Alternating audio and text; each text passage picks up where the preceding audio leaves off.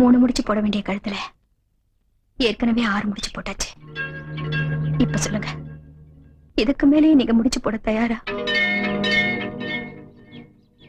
நான் கன்னியானாலும் விதவையானவன். எனக்கு காதலிக்கிறதுக்கு தகுதி இருக்கா? இப்ப சொல்லுங்க, அந்த பூவை எடுத்து என் தலையில வைக்க போறீங்களா, இல்ல குப்பை தொட்டில போட போறீங்களா?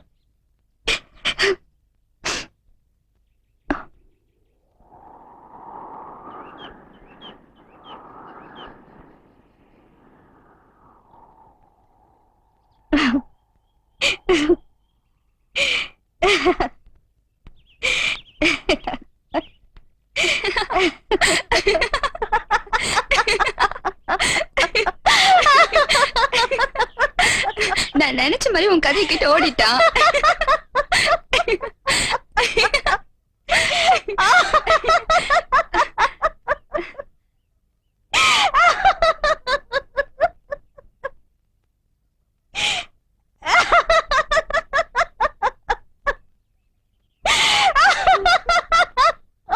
ஏய் சீதா,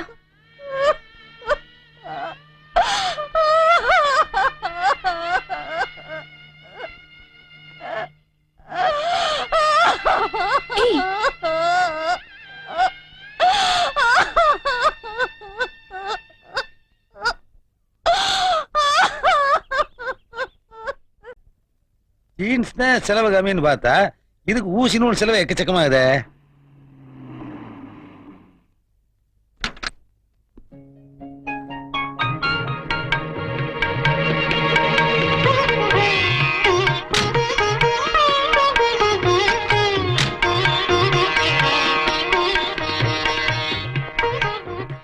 யார் இது கோட்டு சட்டையெல்லாம் போட்டு?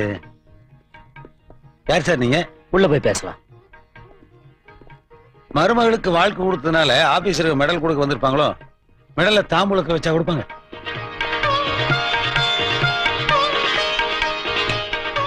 சார் என்ன உட்காண்டீங்க? சார் நீங்க சம்மந்தம் இல்லாம அட்ரஸ் மாதிரி நம்ம வீட்டுக்கு வந்தீங்கன்னு நினைக்கிறேன். கரெக்டான அட்ரஸ்க்கு சம்பந்தம் பேசத்தான் வந்திருக்கோம். என் வீட்டுல பொண்டாட்டி மட்டும்தான் இருக்கா. அவளுக்கு எனக்கு ஏற்கனவே கல்யாணம் ஆயிடுச்சுங்களே. வேற பொண்ணு இல்லைங்களே? இருக்காங்க. யாரு? உங்க மருமக. நீங்க சம்மதம்னு சொன்னா உங்க மருமகளை எங்க மருமகளை ஆக்கிறோம். யோ எந்திரியா மேல. அசிங்கமா ஏதாவது பேசுறதுக்கு முன்னாடி மரியாதை வெளியில போயிரியா? ஏப்பா மாமனார் கிட்டவே மருமகளை பொண்ணு கேட்ட கதை எங்காவது நடந்திருக்கா? நடந்தது இல்ல, நடத்தி காட்டுறேன். தம்பி நீ வேணா அவதார புருஷனா இருக்கலாம், ஆனா விதவைக்கு கல்யாணம் பண்ற அளவுக்கு நான் பெருந்தன்மையானவன் இல்ல. அங்கங்க போற தல்றா. சீதா, உன்னை கல்யாணம் பண்ணிக்கிறேன்னு அங்கேயே சொல்லியிருப்பேன். ஆனா உனக்கு நம்பிக்கை வந்திருக்காது. உனக்கு நம்பிக்கை வரணுன்றதுக்காகத்தான் நான் அப்பா அம்மாவோட வந்திருக்கேன். எனக்கு வேற யாரோட சம்மதமும் தேவையில்லை. உன் சம்மதம் மட்டும் கிடைச்சா போதும். யோ சம்மதம் சொல்றதுக்கு அவாரியா? இங்க எந்த முடிவு எடுக்கிறதா இருந்தாலும் அது நான் தான் எடுக்கணும். இவன் இந்த வீட்டை விட்டு போறதா இருந்தா நேரா சுடுகாட்டுக்கு தான் போகணும். இன்னொரு வீட்டுக்கு மருமகளா போக முடியாது. அம்மா சீதா, இந்த மகான் உனக்கு வாழ்க்கை கொடுக்க வந்திருக்காரு நினைக்கிறியா? நீ மாசம் மாசம் வாங்குறியா 5000 ரூபாய் சம்பளம், அதுக்கு ஆசைப்பட்டு வந்திருக்கேன். என் பையனுக்கு கோடிக்கணக்கான சொத்தோட பொண்ணு கொடுக்கறது கியூல காத்துக்கிட்டு இருக்காங்க. பணம் எனக்கு பெருசு இல்ல. என் பையன் சீதா மேல வச்சிருக்க பாசத்தினாலதான் இங்க வந்தோம். இதை நீ மரியாதையை ஒத்துக்கிட்டீனா உனக்கு தான் நல்லது. ஏய் என்ன மிரட்டுறியா? போங்கடா வழிய. இதுக்கு மேல ஒரு வார்த்தை பேசின அடிச்சு நொறுக்கிடுவேன். சீதா, ஒரு நல்ல நாளா பார்த்து நம்ம கல்யாண இன்விடேஷனோட வர்றேன். இதுக்கு நடுவுல உனக்கு ஏதாவது பிரச்சனை நான் சொல்லி அனுப்பு. கிழிச்சிருவியா? கொடலை உருகிருவேன். போலாம்பா.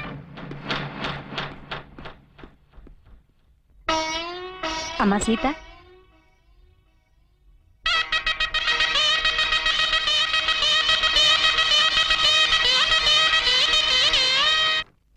மேடம், உங்களுக்கு ரெஜிஸ்டர் வந்திருக்கு. யார்கிட்ட இருந்து? லாயர் கிட்ட இருந்து. எனக்கு யார் நோட்டீஸ் அனுப்பியிருப்பாங்க? நான் தான் அனுப்பிச்சேன். எதுக்கு? எனது கட்சிக்காரரான சேகருக்கும் சீதான்கிற தங்களுக்கும் ஏற்கனவே திருமணம் நடந்து விட்டது. ஆனால் நீங்கள் அருண் என்ற வாலிபரை திருமணம் செய்து கொள்ள முடிவு செய்திருப்பதாக தெரிகிறது. இந்து விவாக சட்டப்படி கணவன் உயிரோடு இருக்கும் பொழுது விவாகரத்து பெறாமல் இன்னொரு திருமணம் செய்து கொள்வது சட்டப்படி குற்றமாகும். ஆகையால் எனது கட்சிக்காரரான சேகர் அவர்கள் தன்னுடன் வந்து குடும்பம் நடத்துமாறு கேட்டுக்கொள்கிறார். என்ன பயமுறுத்துறியா? நோ மேரியா, சட்டப்படி நடவடிக்கை எடுத்திருக்கேன். என்னோட குடும்பம் நடத்த வரியா இல்ல கோர்ட்ல சந்திப்போமா? கோர்ட்ல சந்திப்போம்.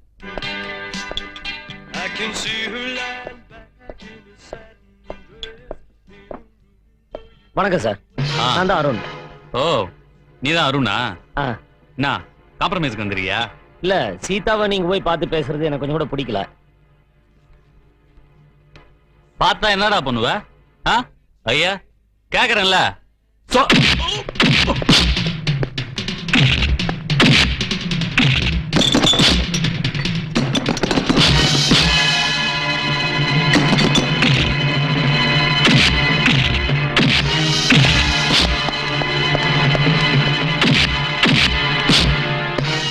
Order order order. எஸ், சொல்லுங்க. பகவத்கீதை, பைபிள், குரான் எதில் வேணாலும் சத்தியம் பண்ணி சொல்றேன். சீதா என் பொண்டாட்டி. நோ, அவர் பொய் சொல்றாரு. அவர் சொல்றது பொய்யா உண்மையான்னு முடிவு செய்ய வேண்டியது கோர்ட். நீங்க சொல்லுங்க. சீதாவை நான் 2வது கல்யாணம் பண்ணிக்கிட்டேன். எனக்கே 2 பொண்டாட்டின்னு நீங்க கேட்கலாம். பாவப்பட்டுதான் சீதா கழுத்துல நான் தாலி கட்டினேன். முதல் இரவு நடக்கிறதுக்குள்ளேயே புருஷன் போய் சேர்ந்துட்டான். புகுந்த வீட்டுல கழுத்து பிடிச்சு தள்ளிட்டாங்க. பிறந்த வீட்டுக்கு பாரம் ஆயிட்டா. என் பொண்டாட்டிக்கு குழந்தை இல்ல. எப்படியாவது கல்யாணம் பண்ணிக்கோங்கன்னு கெஞ்சனா கதர்னா. அதனால்தான் அவ கழுத்துல தாலி கட்டினேன். இல்ல யுவர் ஆனர், இவர் சொல்ற எதுவுமே உண்மை இல்ல. சீதா கழுத்துல வழுக்கட்டாயமா தான் இவர் தாலி கட்டினாரு. முதல்ல நீங்க யாருன்னு நான் தெரிஞ்சுக்கலாமா? சீதாவை கல்யாணம் பண்ணிக்க போறவன். என் கட்சிக்காரோட மனைவி உங்க மனைவி ஆக்கிறதுக்காக நீங்க போய் சொல்றீங்கன்னு நான் சொல்றேன். இல்ல, இவருக்கு ஆதரவா உண்மையை மறைக்கிறீங்க நான் சொல்றேன். யுவர் ஆனர், இந்த வழக்குல சில உண்மைகளை தெரிஞ்சுக்கிறதுக்காக சீதாவோட தந்தை திரு சண்முகத்தை விசாரிக்க அனுமதி கோருகிறேன். Yes, proceed.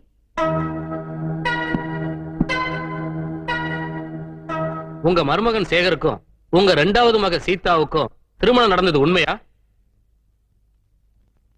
உண்மைதான். இந்த கல்யாணம் உங்க சம்மதத்தோட தான் நடந்தது? ஆமா. உங்க 2வது பொண்ணையும் உங்க மருமகனுக்கு கல்யாணம் பண்ணி கொடுக்க காரணம்? விதவைக்கு வாழ்க்கை தர வேற யாரும் தயாரா இல்ல சார். நோ, இவரும் போய் தான் சொல்றாரு. நடந்த உண்மையை சொன்னா தான் பொண்ணோட வாழ்க்கை கெட்டு போயிடுமேன்னு பயந்து போய் சொல்றாரு. யுவர் ஆனர், நீங்க சீதாவோட அம்மா விசாரிங்க. ஏன்னா ஒரு தாய் தான் பொண்ணுக்கு துரோகம் நினைக்க மாட்டாங்க. சீதா சேகர் கல்யாணம் நடந்தது உண்மையா? உண்மைதாங்க. மருமகனே மறுபடியும் ஏன் மருமகன் ஆகிட்டீங்க? என் பொண்ணு மஞ்ச குங்குமத்தோட பார்க்கணும்னு ஆசைப்பட்டேன்.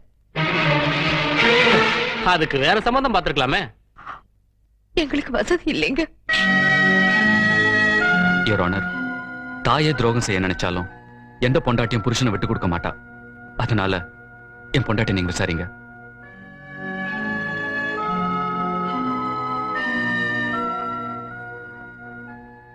என் புருஷனுக்கும் என் தங்கச்சிக்கும் கல்யாணம் நடந்தது உண்மைதான்.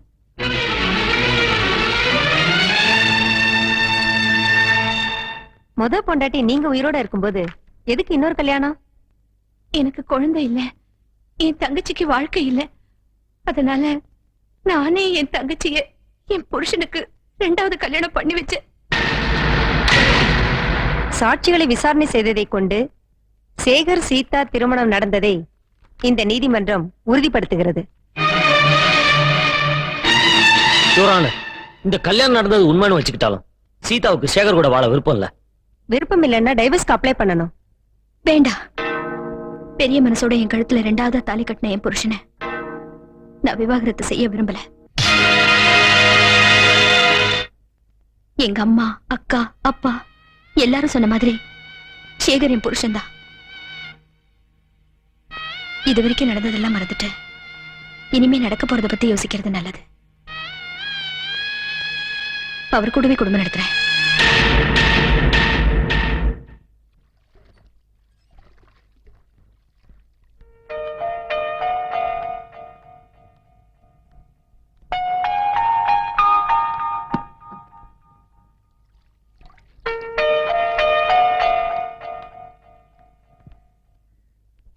மாமியார் வீட்ல இருந்து அடைக்கலமா புகுந்த வீட்டுக்கு வந்திருக்கேன். அதுக்காக நீங்க பயப்படாதீங்க. என் புருஷன் பாத்துக்குவாரு.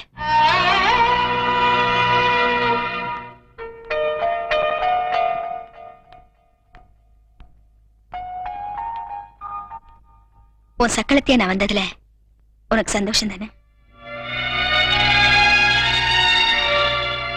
பொண்ணுக்கு புது வாழ்க்கை கிடைச்சிருச்சு. இனிமே நீ கவலைப்பட வேண்டாமா? ஹாய் சீதா, கரெக்டா சொன்ன டைமுக்கு வந்துட்ட? ஒண்ணு இல்ல, ஃபர்ஸ்ட் நைட்டுக்கு ரூம் கொஞ்சம் ரெடி பண்ணிட்டு இருந்தேன், அதான் கொஞ்சம் லேட் ஆயிடுச்சு. ஏய், என்னடி இது? ரூம் அலங்காரம் பண்ண லட்சணம் இதானா? பழம்லாம் குறையுது. இவ எப்பவுமே இப்படிதான், எல்லாத்திலுமே கேர்லெஸ். இனிமே நீதான் நான் பாத்துக்கணும், புரியுதா?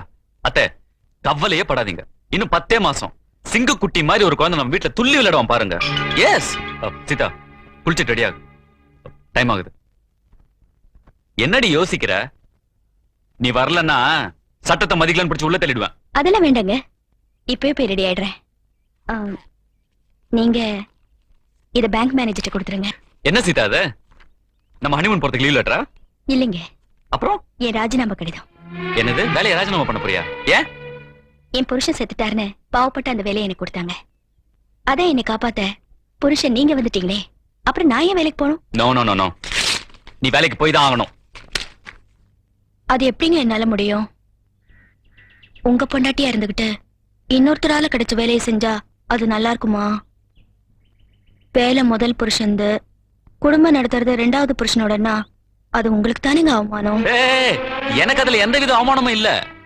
உங்களுக்கு இல்லைனாலும் உங்க மானத்தை காப்பாத்த வேண்டியது உங்க பொண்டாட்டி என் கடமை இல்லையா? என்னடி விட்டா பேசிட்டே போற? இந்த பார், நீ வேலைக்கு போய் தான் ஆகணும். நான் வேலைக்கு போய் தான் ஆகணும்னு நீங்க எந்த கோர்ட்லயும் கேஸ் போட முடியாது. அதுக்கு என் அம்மா, அக்கா, அப்பா யாரும் சாட்சி சொல்ல முடியாது. என்னடி சொல்ற நீ? கோர்ட் உங்க கூட குடும்பம் தான் நடத்தணும்னு சொல்லிருக்கே தவிர வேலைக்கு போய் சம்பாதிச்சு போட சொல்லல. ஏய், நீ வேலைக்கு போய் சம்பாதிக்கிறிய 5000, அந்த பணத்துக்காக தாண்டி உன் கழுத்துல நான் கட்டாய தாலி கட்டினேன். எல்லாரையும் மிரட்டி உன்னை என் பொண்டாட்டி ஆக்குனேன். Very good. உண்மையை ஓவாயாலே ஒத்துக்கிட்டதுக்கு ரொம்ப தேங்க்ஸ்பா. ஜட்ஜுக்கு இப்போவாது உண்மை புரிஞ்சிருக்கும்னு நினைக்கிறேன். புரிஞ்சுக்கிட்டேன். சாரி சீதா, எல்லாருமே உனக்கு எதிராக சாட்சி சொன்னதுனால நான் தப்பான முடிவு எடுத்துட்டேன். இந்த மாதிரி ஐக்கிய சும்மா விடக்கூடாது. இப்பவே கம்ப்ளைண்ட் எழுதி கொடு, நான் உடனே நடவடிக்கை எடுக்கிறேன்.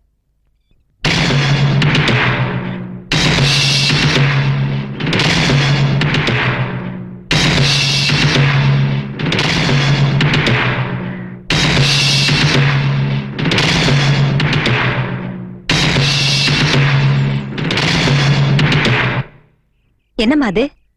அவனை மன்னிச்சிருன்னு எழுதிருக்க? என் அக்கா நல்லா இருக்கணும்னு நான் நினைக்கிறேன். என்ன மன்னிச்சு சீதா. இதெல்லாம் வேண்டாம். இனிமேல் திருந்தி மனுஷனா நடந்துக்க, அது போரும். இல்ல சீதா, நான் செஞ்ச பாவத்துக்கு பிராயச்சித்தமா அடுத்த முகூர்த்தத்திலே உங்க 2 பேருக்கும் நான் கல்யாணம் பண்ணி வைக்கிறேன். என்ன மன்னிச்சிரு, என்ன மன்னிச்சிருங்க.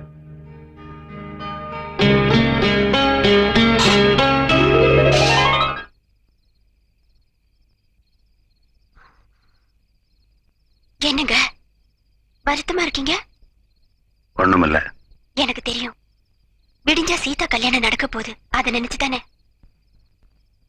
சீதாவை நம்ம மருமகளா நினைக்காதீங்க, மகளா நினைச்சு நம்ம 2 பேரும் போய் அவளை ஆசீர்வாதம் பண்ணுவோம்.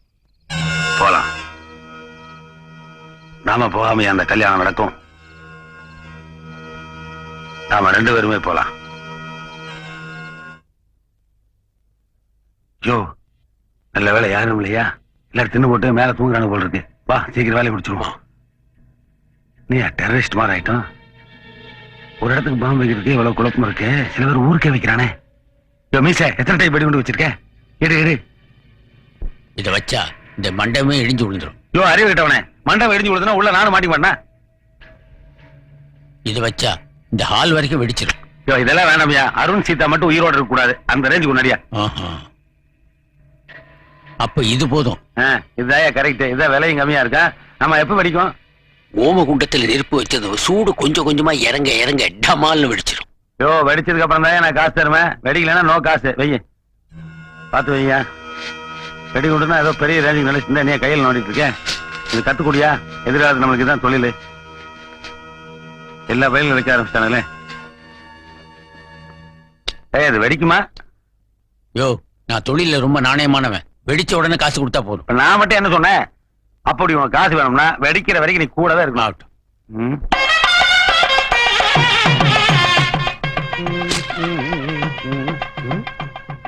எங்க வத்தி பொட்டியை காணோம்? சாமி, இந்தாங்க சாமி வத்தி பொட்டி. ஏன்பா கேட்டா ஒரு குச்சி கூட கொடுக்க மாட்டேன், இன்னைக்கு பொட்டியே கொடுக்கற?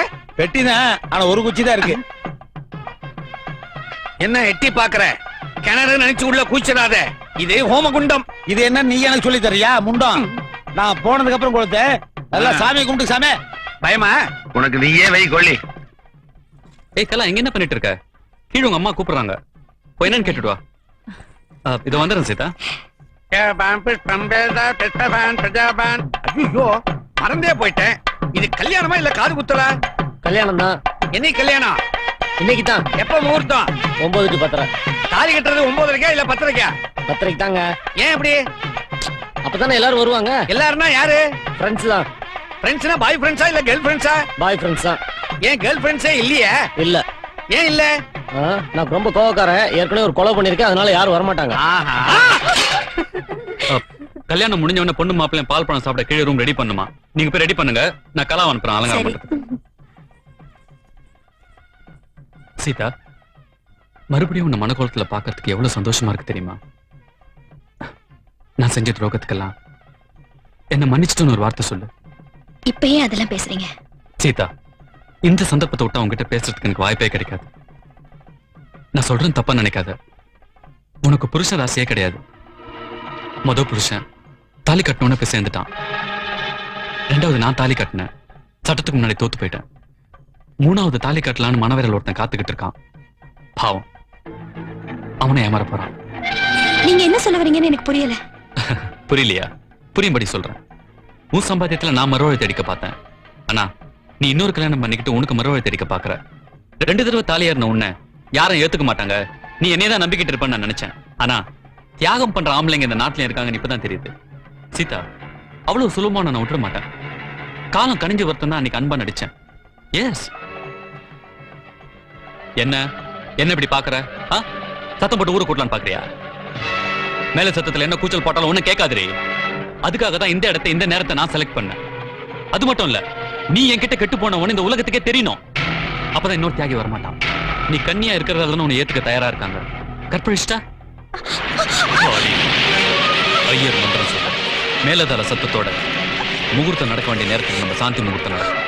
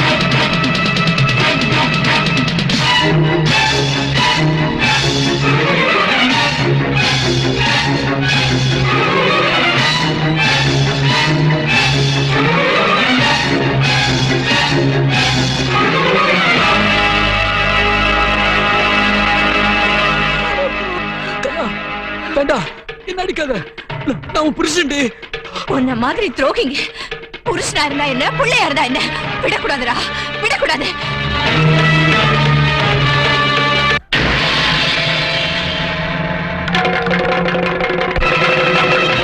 சீதா, நீ சீக்கிரம் மணவரைக்கு போ. இங்க நடந்தது யாருக்கும் தெரிய வேண்டாம். நான் சொல்றேன்ல, சீக்கிரம் போ. நீ என்ன பாம்பு அடிக்கல? அவசரப்படாதையா, வெடிக்கும். யோ, தாலி கட்டும் போது வெடிக்கணும். வெடிக்கும். நெத்தியில குட்டிண்டு மந்திரத்தை சொல்லுங்க. வெடிச்சிருமில்ல? ஒரு நிமிஷம் இருங்க.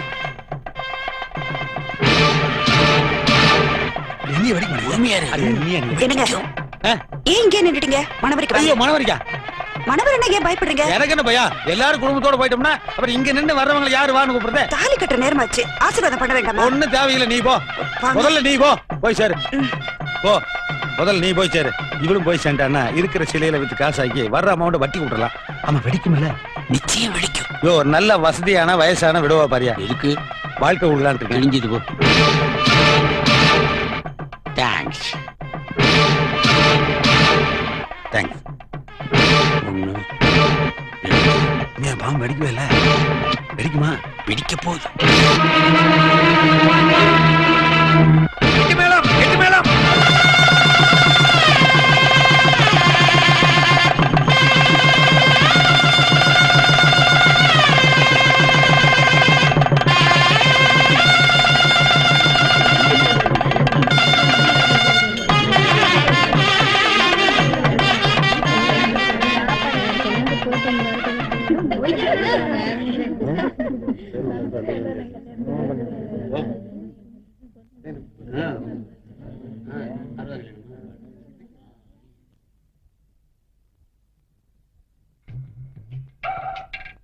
சிவகாசியில் வெடிக்காத ஊம பட்டாசு கொண்டு வந்து நம்ம தலையில் கட்டிட்டான பரதேசி நாய்.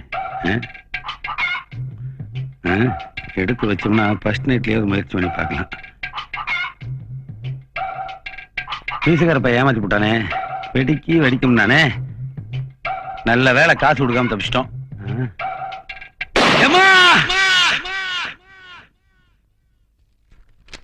சாரி மேடம், உங்க புருஷனுக்கு முதுகுல பலமா அடிபட்டதுனால முதுகெலும்பு ரொம்ப பாதிக்கப்பட்டிருக்கு. சொல்றதுக்கே வருத்தமா இருக்கு. இனிமே உங்க புருஷனால இல்லற வாழ்க்கையில ஈடுபட முடியாது. இது வருத்தமான விஷயம் இல்ல டாக்டர், ரொம்ப சந்தோஷமான விஷயம். டாக்டர், இருந்த ஒரே திறமை இல்லற வாழ்க்கையில ஈடுபடுறதுதான். இப்ப அதுவும் போயிடுச்சுன்றீங்களே, நியாயமா? ஐயா, நியூ பேஸ் பிச்சைக்கார ஐயா, என்ன சொல்லி பிச்சை எடுக்கிறன்னு வேற தெரியல. சாப்பிட்டு எவ்வளவு நாள் ஆச்சுன்னு கவுண்ட் வேற பண்ணா முட்டேன் போடுங்க. சில்லறை இல்ல போ. ஏய், இந்த டயலாக நான் எத்தனை பிச்சைக்காரங்கிட்ட சொல்லியிருப்பேன். போடியா. ஏய், சில்லறை இல்ல போடா. ஏய், எனக்கு பிச்சை போடாம வண்டி இந்த இடத்துல நகர்ந்துருமா? என்ன சாவுடுறியா? சாவுதாயா? எத்தனை பேருக்கு சாவுடுறது தெரியுமா? எடுத்து பாரு. எப்படி உன்னால எடுக்க முடிஞ்சுதா? ஐயா, நீங்க சொன்ன மாதிரி வண்டி ஸ்டார்ட் ஆக மாட்டேங்குது. உங்களுக்கு நாக்குல சனி, எனக்கு கால்ல சனி. இந்த காலை வச்சு கோடி கோடியா சம்பாரிச்சேன். இந்த காலம் வச்சிட்டா? ஆமா. கோடி கோடியாவா? அப்ப நான் ரெண்டு பார்ட்னரா சேர்ந்து இந்த நாட்டையே வளைச்சலாமே. 50-50. Partner partner partner partner partner partner partner. சில்லறைலாம் தூக்கி போடுங்க. எதுக்கு? நீ கழட்டி விட்டீனா? No no.